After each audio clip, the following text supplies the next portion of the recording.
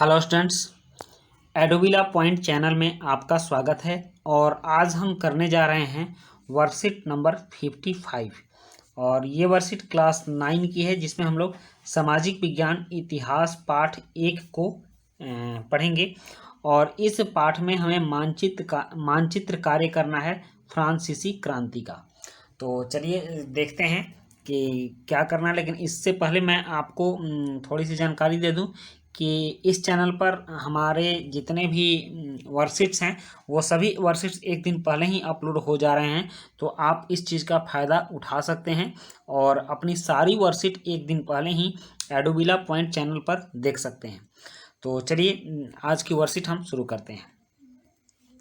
यहाँ फ्रांस की मानचित्र दी गई है और फ्रांस के मानचित्र में आपको कुछ स्थलों की पहचान करनी है।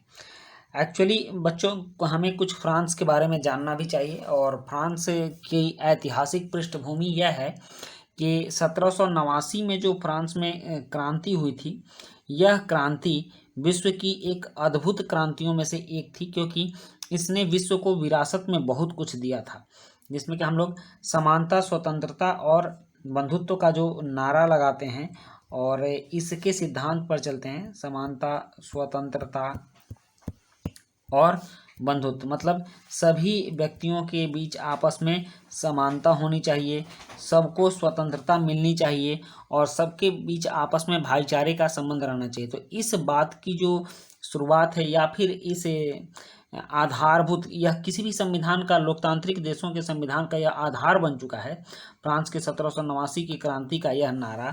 और इसलिए फ्रांस की जो ये क्रांति है, यह काफ़ी महत्वपूर्ण हो चुकी है और यही कारण है कि आपको यह पढ़ाई जा रही है।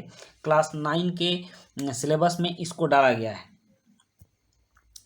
तो इस तरह से हमको फ्रांस की क्रांति को बहुत अच्छे ढंग से पढ़ना है। आप इस चैप्टर को कम से कम 2-4 बार अवश्य पढ़ेंगे और जो भी लाइन आपको महत्वपूर्ण लगे उसको आप अंडरलाइन करेंगे और फिर अपना नोट्स बना लेंगे, क्योंकि अपने नोट्स का बहुत ही वैल्यू होता है।